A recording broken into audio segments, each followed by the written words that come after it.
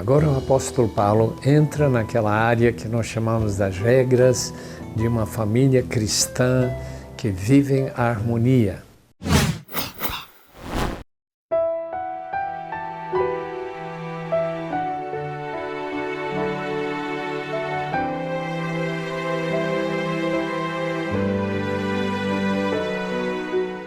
Mulheres, sujeite-se cada uma a seu marido, como convém a quem está no Senhor.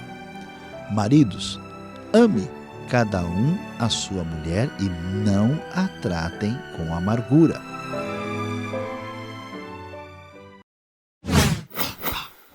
Em primeiro lugar, são as esposas que tratam seus maridos com respeito, que obedecem aos seus maridos, se eles forem de fato pessoas que honram o que Deus honra.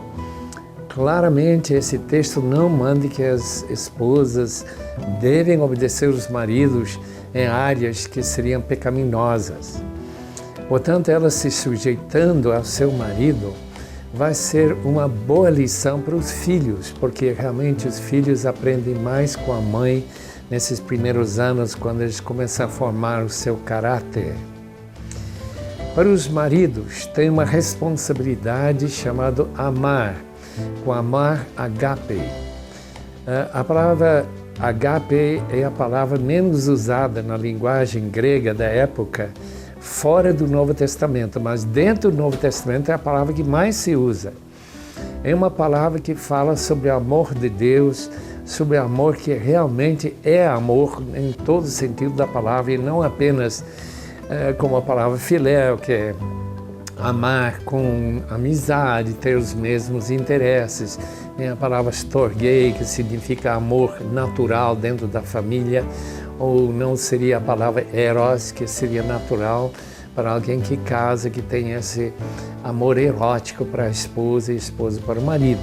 Não, esse amor agape, o amor que Deus coloca no coração, de modo que o marido não trata a esposa com amargura, que não seja uma pessoa que fique áspera com ela, que use linguagem, que bate nele, que o fale para bater ou oprimi-la de forma alguma.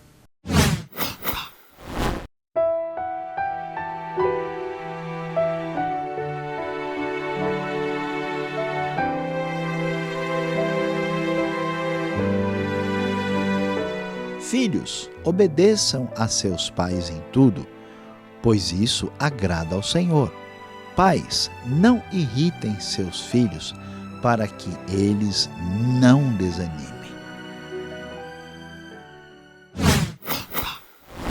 Além do mais, há uma responsabilidade da parte dos filhos. E como nós já sabemos que a Bíblia ensina a obediência dos filhos para com os pais, baseado na honra que eles merecem, segundo os 10 mandamentos, este texto também vai enfatizando a necessidade dos filhos aprenderem a obedecer aos seus pais, a se submeter às suas ordens. É tão importante que os pais comecem bem cedinho a treinar os filhos a serem obedientes, começando no primeiro ano da vida, para que quando a gente manda a criança não tocar, a gente faz com que a criança não toque mesmo. E não tenha exceções. A palavra do pai, a palavra da mãe tem que ser obedecida. E isso produz uma família em que há harmonia, em que os filhos realmente são uma honra para todo mundo ver como os pais têm cuidado bem dessas crianças. Além do mais, os pais têm uma responsabilidade junto com os filhos, para não criar neles uma apatia, uma falta de ambição, um desejo de ser alguém, de tal maneira tirando qualquer autoestima deles, como se eles não prestassem para nada. É interessante que a criança aprende com os pais a pensar acerca de si mesmo. Se o pai está sempre chamando ele de burro, de ser estúpido e tudo mais, então ele naturalmente vai sentir apático. Portanto, nesses textos nós encontramos regras para ter uma casa que não somente reflete o Evangelho, mas reflete um bom procedimento para criar qualquer criança, para ter relacionamentos harmoniosos com marido e mulher, para ter uma vida realmente pacífica e harmoniosa dentro do lar. É tão importante que nós que estamos vivendo em lares estejamos sempre reconhecendo estas práticas bíblicas e que eles sejam realmente praticadas e não apenas idealizadas.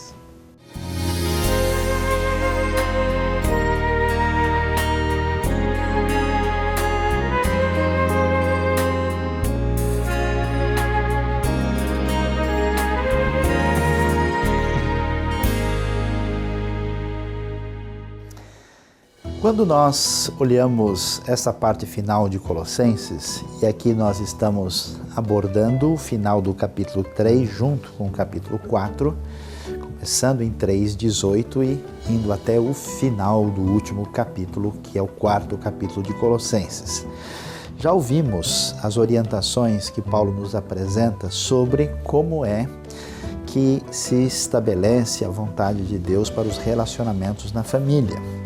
E assim como acontece em Efésios, numa repetição didática importante, capítulo 4, versículo 1, vai de novo levantar a questão de como é que os senhores deviam tratar os seus escravos.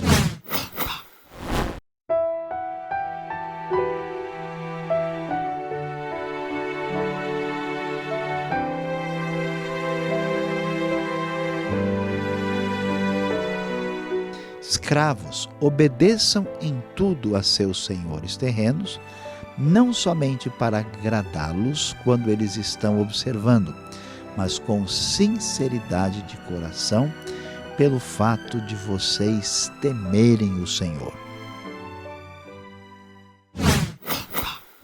A escravidão, que era uma realidade da história humana muito preponderante, muito clara no tempo do domínio romano no primeiro século da nossa era, também era uma realidade nessas comunidades que começaram a experimentar o cristianismo, que foi mudando essa caminhada de exploração do ser humano, que era visto simplesmente como propriedade de uma pessoa.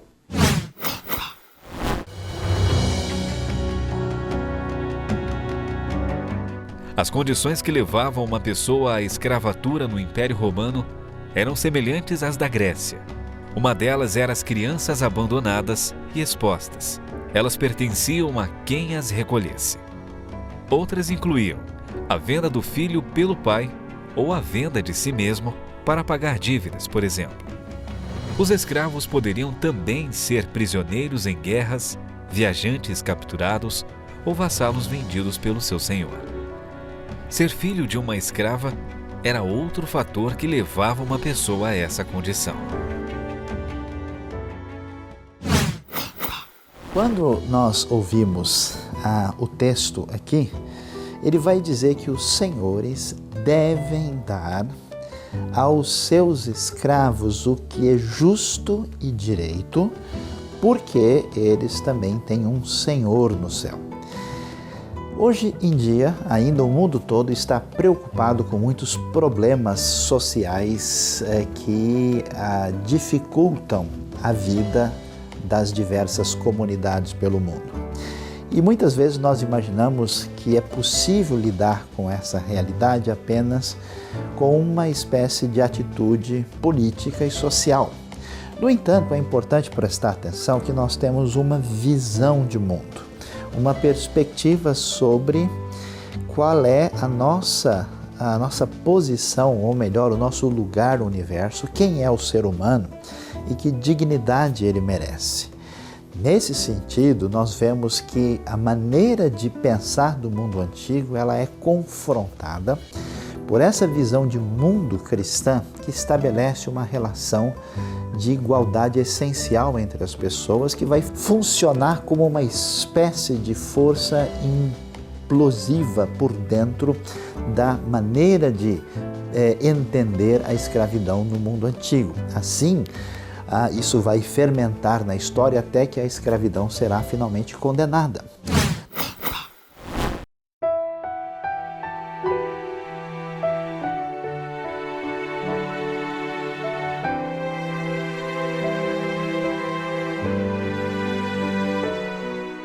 Tudo que fizerem, façam de todo o coração como para o Senhor, e não para os homens, sabendo que receberão do Senhor a recompensa da herança.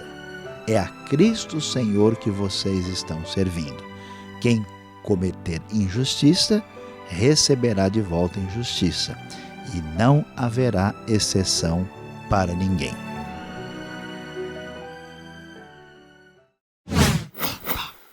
Mas essa realidade, no mundo de hoje, teoricamente mais civilizado, ainda é um problema muito sério. Por quê? Porque esse ser humano, tratado como escravo aqui, tem direitos e, naturalmente, ele merece uma atitude que está relacionada com a justiça. Isso chama a nossa atenção, porque nos nossos dias, quando a realidade do amor ao dinheiro, da importância da propriedade, do capital é tão acentuada, multiplica-se no mundo todo uma espécie de tratamento perverso em relação às pessoas. É assustador ver, por exemplo, como milhares de mulheres são escravizadas em diversos lugares, inclusive em lugares tidos como civilizados e com índice de vida, vamos dizer, mais elevado, e são escravas sexuais, pessoas raptadas do seu próprio ambiente e levadas como prisioneiras para ali atender aos caprichos sexuais de pessoas que têm uma atitude doentia perante o relacionamento que se deve ter na vida. Em diversas grandes cidades no mundo, em diversos lugares, nós vemos pessoas sendo presas, sendo torturadas, pessoas que trabalham em condições miseráveis, grandes empreendimentos que exploram mão de obra infantil. Vemos pessoas que de fato chegam a ser escravas mesmo em pleno século XXI.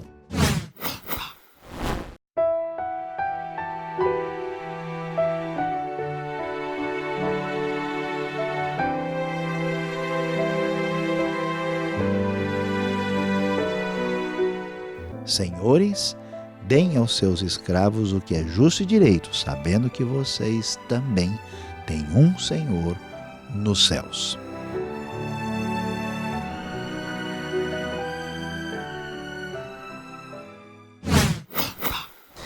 Para essa atitude perversa e maldosa, que é uma retomada do horrível mundo greco-romano de outrora, ainda ecoa as palavras do Deus Todo-Poderoso que se manifestou em Cristo Jesus e que disse com bastante clareza que todas as pessoas nesse mundo merecem aquilo que é justo e direito.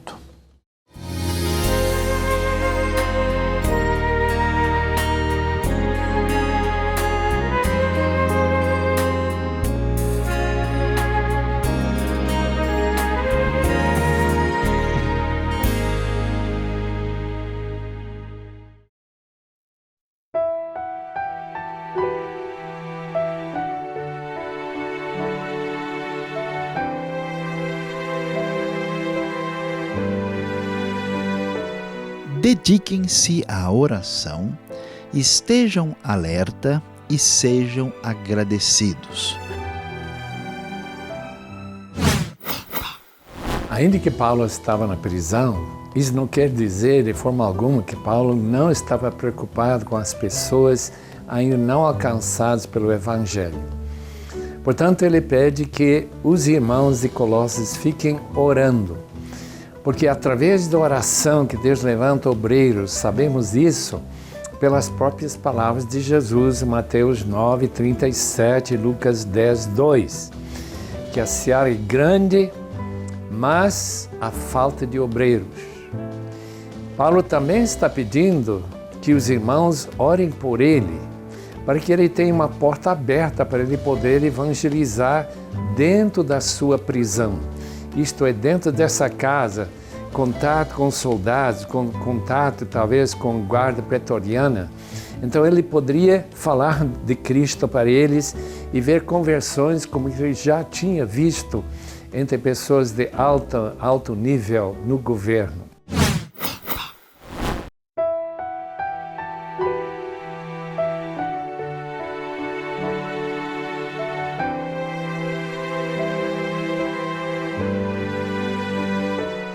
Ao mesmo tempo, orem também por nós, para que Deus abra uma porta para a nossa mensagem, a fim de que possamos proclamar o mistério de Cristo pelo qual estou preso. Orem para que eu possa manifestá-lo abertamente como me cumpre fazê-lo.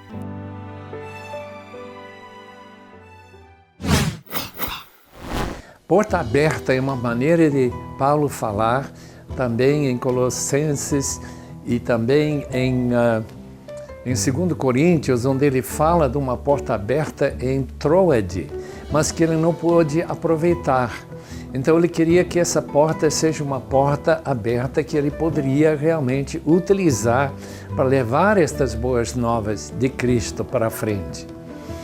Ele escreveu no capítulo 1, versículo 6, que o Evangelho está crescendo em todo o mundo. E de fato, isso estava acontecendo. Em qualquer lugar que o Evangelho tinha chegado, pessoas se convertiam. Essa é a razão que em Roma ele tinha encontrado uma igreja vibrante, uma igreja que tinha, quem sabe quantas pessoas já convertidas entre judeus e gentios.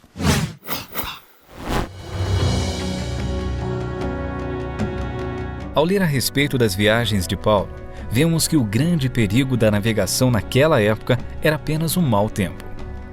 Os caminhos romanos, que uniam até as mais distantes províncias e alguns dos quais ainda existem, eram conhecidos dos cristãos, que iam de um lugar a outro levando a mensagem da redenção em Jesus Cristo. Uma vez que o comércio florescia, os povos iam de um lugar a outro. Dessa forma, o cristianismo chegou muitas vezes a alguma nova região, não levado por missionários ou pregadores itinerantes, mas sim por mercadores, escravos e outras pessoas que por diversas razões se viam obrigadas a viajar. Neste sentido, as condições políticas da época foram benéficas para a disseminação da nova fé. Mas também houve outros aspectos dessa situação que serviram de desafio e ameaça aos primeiros cristãos. Já que o Império buscava alcançar a maior uniformidade possível entre seus súditos de diversas origens, parte da política imperial consistia em fomentar a uniformidade religiosa. Isto se fazia mediante o sincretismo e o culto ao imperador.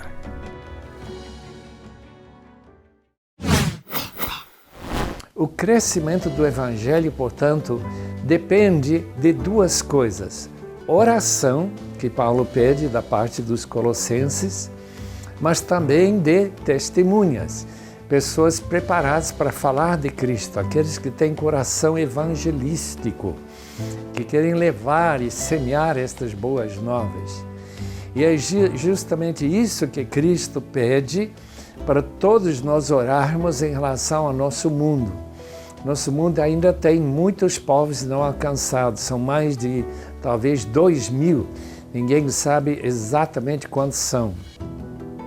Há uma falta de obreiros que estão prontos para chegar numa tribo, um povo, e aprender uma língua nova, e ver uma porta aberta para eles levarem essas boas palavras de Cristo.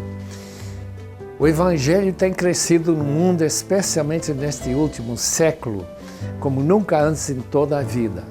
Nós temos visto gente se convertendo na China, gente se convertendo no Vietnã, tem se convertido mais gente na Índia. E na África tem países onde, por exemplo, na Nigéria, tem mais anglicanos do que tem na Inglaterra e nos Estados Unidos juntos. Enquanto na Europa diminui o número de cristãos, cresce na África, cresce na Ásia e cresce na América Latina. Isso nos deve animar muito, que tem portas abertas em lugares do mundo que nós conhecemos às vezes como terceiro mundo. Enquanto há uma diminuição em aquelas partes onde gente sonolenta, cansada e que não crê mais por causa do liberalismo, é um fator tão importante que haja ainda pessoas que estão levando estas boas novas. Graças a Deus pelo fato que aqui no Brasil, como também em outros países do mundo, como Coreia, a palavra de Deus está crescendo, está prosseguindo, está avançando, para que nós possamos ver com grande alegria a volta de nosso Senhor Jesus Cristo. E esperamos que todo mundo que está nos ouvindo e que nos vendo esteja também pronto para receber o Senhor quando Ele voltar.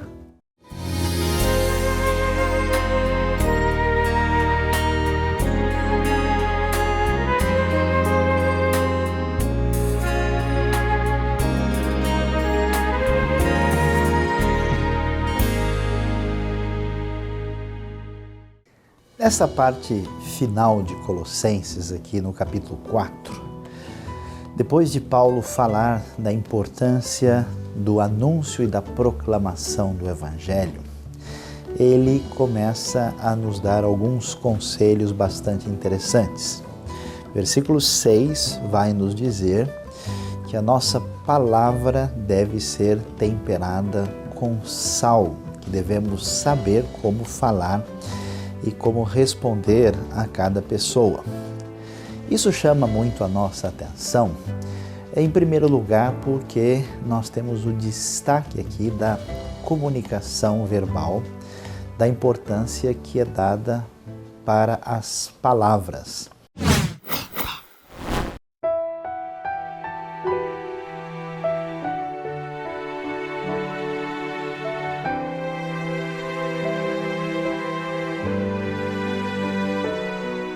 O seu falar seja sempre agradável e temperado com sal, para que saibam como responder a cada um.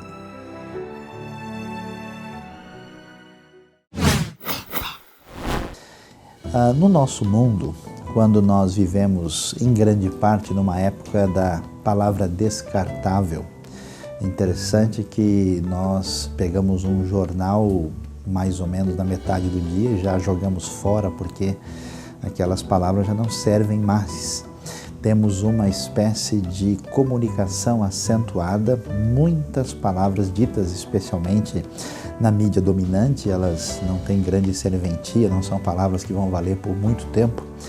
Existe até um desprezo, em grande parte, por palavras que de fato sejam consistentes e permanentes.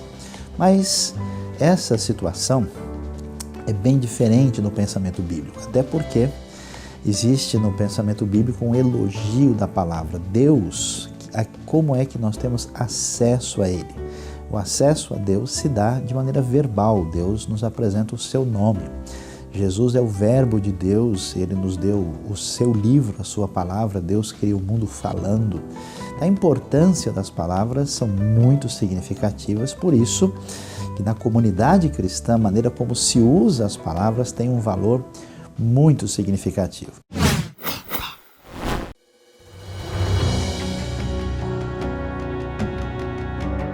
O estoicismo foi outra escola filosófica antiga onde os cristãos encontraram apoio para a sua doutrina. Esta vertente ensinava doutrinas de alto caráter moral. Segundo os estoicos, há uma lei natural impressa em todo o universo e na razão humana, e essa lei nos diz como devemos nos comportar. Se alguns não veem essa lei e não a seguem, isso se deve ao fato de que são nécios, pois quem é verdadeiramente sábio conhece essa lei e a obedece. Além disso, já que nossas paixões lutam contra a nossa razão e tratam de dominar nossas vidas, a meta do sábio é fazer com que sua razão prevaleça, até o ponto de não sentir mais paixão. Esse estado de não sentir paixão alguma é a apatia, e nisto consiste a perfeição moral, segundo os estoicos. Também nesse caso podemos imaginar o atrativo desta doutrina para os cristãos. Eles se viam obrigados a enfrentar repentinamente os costumes corruptos de sua época e a criticá-los. Já que os estoicos haviam feito o mesmo em suas ideias e escritos, os cristãos encontravam apoio para sua defesa e propaganda.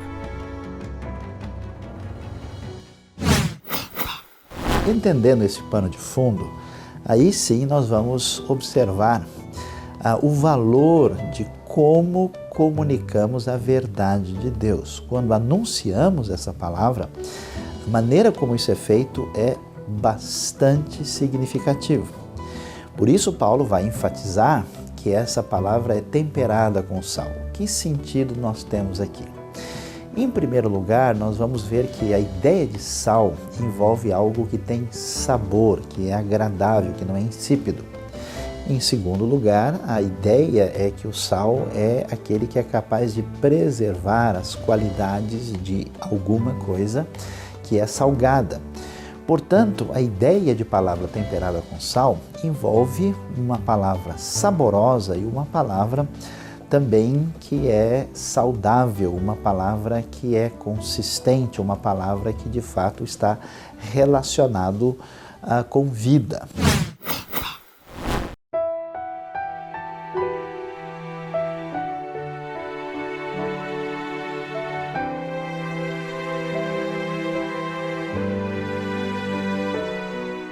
Sejam sábios no procedimento para com os de fora, aproveitem ao máximo todas as oportunidades.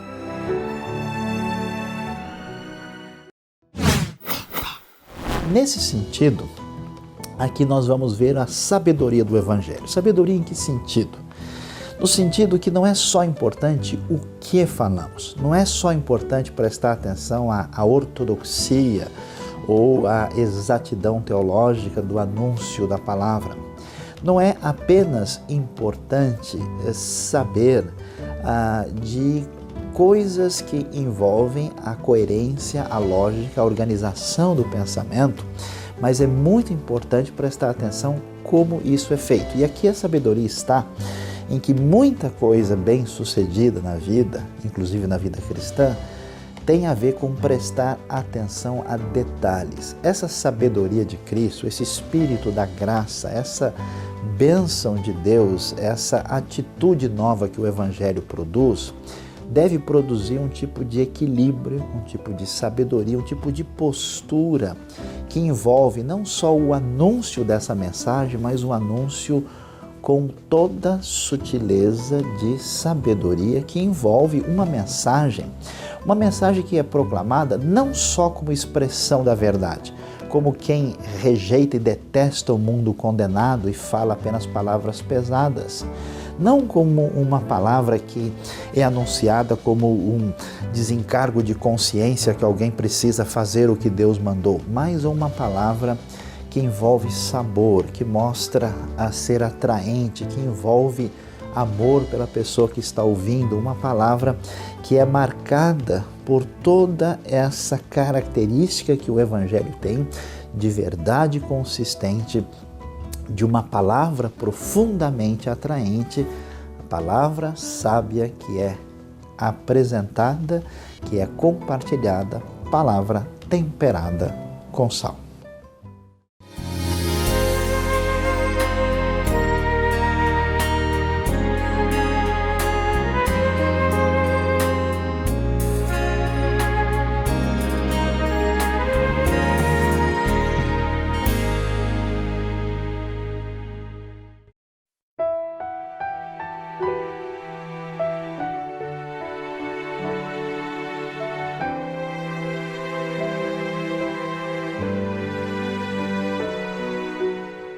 Tíquico lhes informará todas as coisas a meu respeito. Ele é um irmão amado, ministro fiel e cooperador no serviço do Senhor. Eu o envio a vocês precisamente com o propósito de que saibam de tudo o que se passa conosco e para que ele lhes fortaleça o coração. Ele irá com Onésimo, fiel e amado irmão, que é um de vocês. Eles irão contar-lhes tudo o que está acontecendo aqui.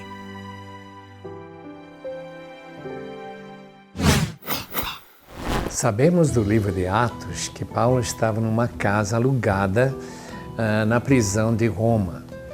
Isso lhe deu liberdade de ter contato com seus amigos, visitantes que vinham da igreja que ele tinha fundado. E Tíquico, que era um dos seus companheiros, talvez o próprio secretário desta carta, sendo que ele escrevia o que Paulo ditava, era um amigo que ele ia enviar de volta para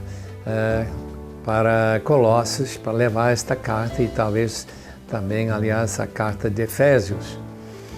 Essas amizades eram meios também de treinamento, de ensino. E a gente vê que a chegada de Epáfras, que ele chama de um doulos, isto é, de um escravo de Cristo, era uma pessoa que Paulo confiava que ele podia levar esta palavra e ser muito usado.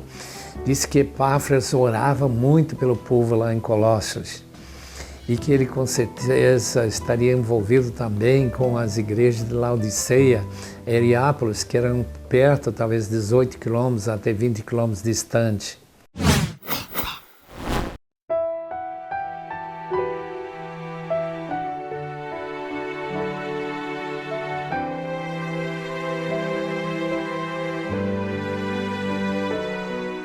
Aristarco, meu companheiro de prisão, envia-lhes saudações, bem como Marcos, primo de Barnabé. Vocês receberam instruções a respeito de Marcos, e se ele for visitá-los, recebam-no. Jesus, chamado Justo, também envia saudações. Esses são os únicos da circuncisão que são meus cooperadores em favor do reino de Deus. Eles têm sido uma fonte de ânimo para mim.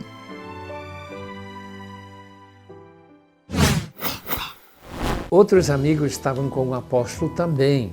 Lá estava Aristarco, que foi um preso junto com Paulo, talvez na mesma ocasião que Paulo foi preso, ou talvez ele que se dedicou a acompanhar o apóstolo Paulo na sua prisão em Cesareia, acompanhando então no barco que foi destruído em Malta. Essas oportunidades que Paulo tinha com essas pessoas, como Lucas, que era o seu amado médico, com Marcos, que agora está junto com Paulo em Roma e que era primo de Barnabé, essas pessoas que ele menciona aí são pessoas que estão aprendendo com Paulo. Naquela época não havia seminários nem institutos bíblicos, mas havia, com certeza, junto com Paulo, algo que haveria de melhor. Pessoas que poderiam ouvir e fazer perguntas e ter respostas de autoridade de uma pessoa dessa categoria que Paulo tinha, homem de Deus mesmo. Daí eles também tinham essa responsabilidade de levar esses conhecimentos para que a igreja possa progredir e crescer. Portanto, ainda que nós pensamos que Paulo foi muito paciente para ficar na prisão e não pedir que ele seja liberto, ele está muito ocupado também em ser usado por Deus para treinar esses indivíduos. Um amigo meu, Dr. Ellis, fez uma pesquisa bastante prolongada sobre esses companheiros de Paulo. Ele encontrou talvez uns 30, 35 que caminhavam com ele, que acompanhavam com ele quando ele trouxe essa oferta para Jerusalém, da Macedônia, da Caia. Todas essas pessoas que acompanhavam Paulo eram pessoas que estavam sendo preparadas para continuar o ministério que Paulo teve. Timóteo era um deles, Tito era um deles, e todos assim juntos criavam assim para Paulo uma família para ele. Ele ia chamar essas pessoas até de filhos da fé.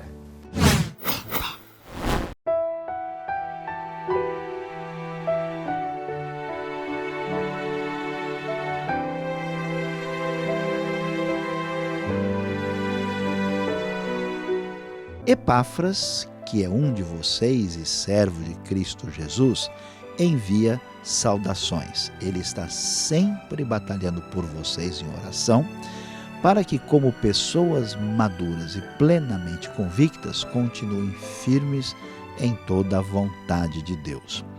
Dele dou testemunho de que se esforça muito por vocês e pelos que estão em Laodiceia e em Hierápolis.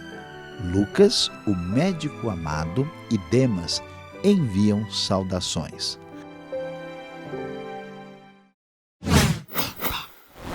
É importante saber que todos nós temos essa possibilidade de treinar outros, de discipular outros, de mentorear a outros.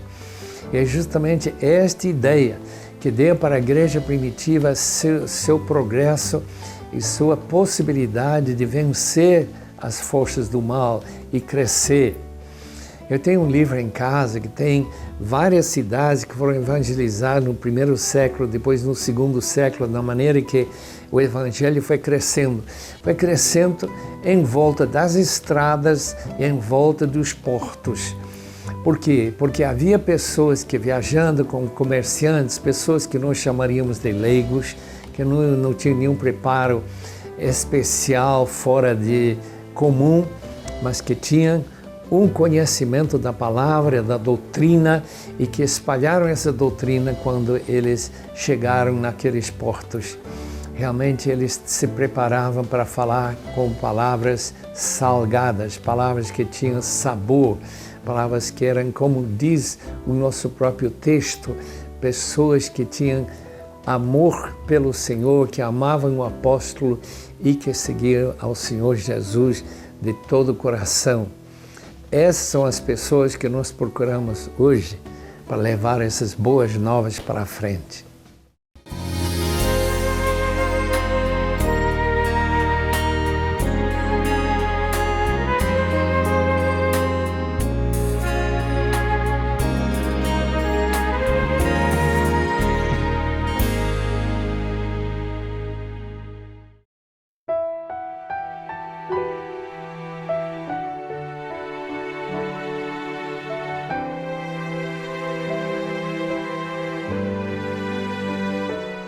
Saúdem os irmãos de Laodiceia, bem como Ninfa e a igreja que se reúne em sua casa.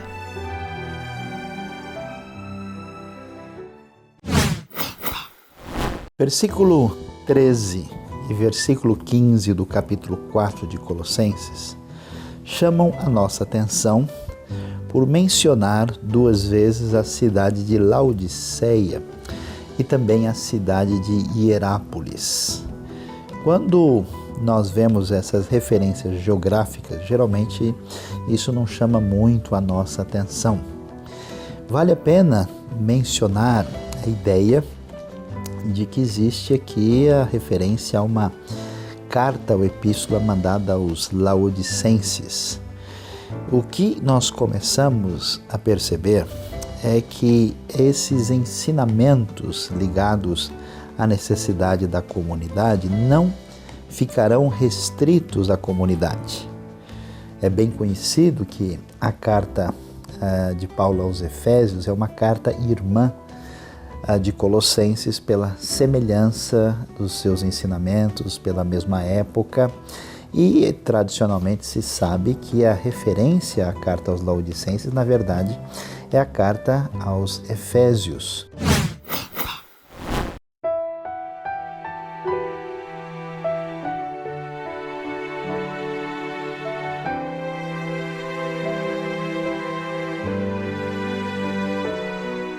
Depois que esta carta for lida entre vocês, façam que também seja lida na igreja dos Laodicenses e que vocês, igualmente, leiam a carta de Laodiceia. É interessante observar que as cartas surgem em função de uma necessidade particular que a comunidade tinha. Então Paulo escreve para resolver algumas questões, para responder às perguntas e para corrigir os erros. No entanto, nós vamos descobrir que aquilo que está acontecendo por meio de Paulo e por meio dos demais escritores do Novo Testamento não é algo que se restringe àquele contexto particular. Rapidamente, essas cartas, como nós vamos observar já no caso de Éfeso, que é uma carta circular que está sendo copiada e indo por toda parte, nós vamos descobrir que essas cartas vão se multiplicar. Olhando para a vida de Paulo, nós começamos a ver a sua trajetória a partir do ano 49, nós temos aí pela ordem a escrita de Gálatas, depois as 2 de Tessalonicenses, depois as 2 cartas aos Coríntios, depois Romanos, e então nós vamos chegar a Filipenses e a Efésios, a Colossenses e Filemon, e posteriormente as 3 cartas pastorais, 1ª e 2ª Timóteo e Tito. Isso tudo vai englobar mais ou menos uns 15 anos, por volta do ano 65, 66, essas cartas estão já terminadas e nós vamos descobrir algo muito interessante. Já por volta da década de 80, há indícios claros de que essas cartas estão multiplicadas, estão presentes em outras comunidades, orientando a vida dos cristãos, mostrando que aquilo que é abordado ali era algo que fazia parte daquilo que viria a se tornar a referência doutrinária, ética da comunidade cristã do primeiro século.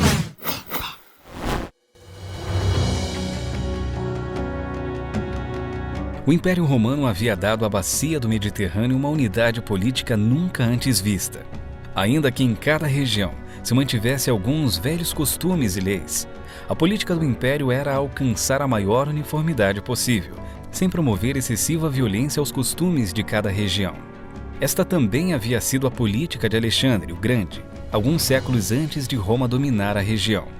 Em ambos os casos, o êxito foi notável, pois pouco a pouco foi se criando uma base comum que perdura até nossos dias. Essa base comum, tanto política como culturalmente, foi de enorme importância para o cristianismo dos primeiros séculos. A unidade política da bacia do Mediterrâneo permitiu aos primeiros cristãos viajar de um lugar a outro sem temor de se verem envolvidos em guerras ou assaltos. Este caminho mostra para nós que há uma supervisão do mesmo Deus que agiu pelo Espírito para inspirar a elaboração dessas cartas, que também agiu nessas comunidades e que fez com que, diante do transcurso e da trajetória da história, essas cartas, junto com os evangelhos, depois o livro do Apocalipse, quando chegar já no final do 3º século, já há um consenso, todo esse material do Novo Testamento vai terminar no final do 1º século e no mundo antigo, com todas as dificuldades, já no final do 3º século existe um consenso e finalmente no 4º século não haverá dúvida nenhuma sobre o que é a palavra inspirada de Deus no Novo Testamento.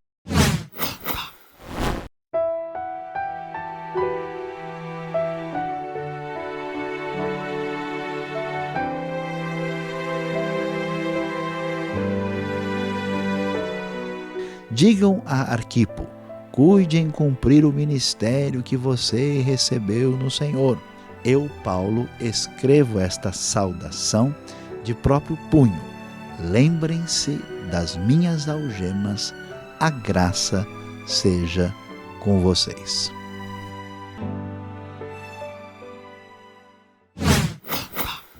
Isso mostra para nós como o Deus que agiu na sua vida, o Deus que agiu na vida dos colossenses, que agiu na vida daqueles primeiros cristãos, estava supervisionando a história para que nós tivéssemos o estabelecimento do Novo Testamento, o estabelecimento da doutrina, da vontade de Deus revelada a nós para o benefício e a direção da nossa vida.